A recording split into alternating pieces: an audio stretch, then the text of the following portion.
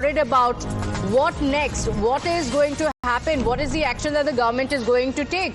To normalize the situation, the Civil Aviation Ministry is preparing to reduce Indigo's flight schedule and hand it over to the other airlines, because as per the updates that we have, there is about 60% of route that Indigo operates, and it has a monopoly in these routes. So the government is now looking at making some changes to the flight schedules, and some of the routes which Indigo operates is now going to be handed over to the other airlines. So Indigo is actually preparing to reduce 5% of its flight schedule.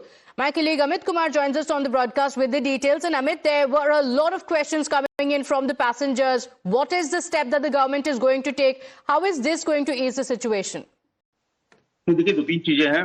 सरकार ने कल ये तय किया कि पहले तो अपने अधिकारियों को भेज रहे हैं। करीब 10 एयरपोर्ट जो मेन एयरपोर्ट है, वहां पे 10 अधिकारियों को भेजा जा रहा है, जो वहां पर हालात को सामान्य करने के लिए मौजूद रहेंगे, खुद देखेंगे कि लोगों को असुविधा ना हो। दूसरी तरफ क्योंकि ऑर्डर वापस लेने के बावजूद फ्लाइट रेगुलराइज नहीं हो पाया है, तो ऐसे में लोगों को कल भी देखा गया कि कई फ्लाइट कैंसिल करना पड़ा इंडिगो को। ऐसे में करीब उनके 5% जो फ्लाइट्स है, जो शेड्यूल्स हैं, उनको कटौती करके जो दूसरे एयरलाइंस है उनको देने पर विचार कर रही है सरकार। और करीब ऐसे में करीब 100 के आसपास फ्लाइट्स होंगे, कोई दूसरे एयरलाइंस को मिलेंगे जो पूरे देश भर में जो चलेगा, ताकि जो लोगों को असुविधाएं हो रही हैं इंडिगो के बार बार कहने के बावजूद रेगुलराइज करने में इंडिगो को मुश्किल हो रही है, तो ऐसे में आम आदमी को परेशानी ना हो, उससे बचने के लिए इंडिगो के जो कुछ रूट्स हैं, कुछ शेड्यूल्स हैं, उनको कटौती करके दूसरे एयरलाइंस को देने का विचार किया जा रहा है, और हो सकता है कि आज इस पर फैसला भी हो जाएगा।